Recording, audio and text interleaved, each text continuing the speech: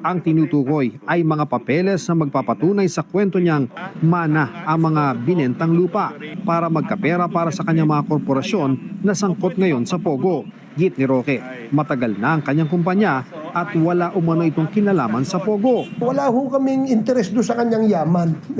Ang aming interest is kung ano yung link ng Biancham Corporation at yung PH2 Corporation na siyang may-ari doon sa Lucky South 99. Ipaliwanag mo sa amin kung bakit tumaas ang value, ang net worth ng iyong korporasyon.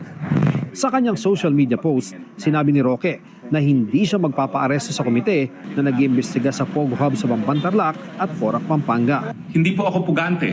Aantayin ko po ang desisyon ng Korte Suprema. Kapag sinabi ng Korte Suprema, ilabas ang dokumento, ilalabas ko po yan. Pero sa ngayon po, antayin muna natin ang desisyon ng hukuman. Magpahuli muna siya. Hindi pa appropriate ngayon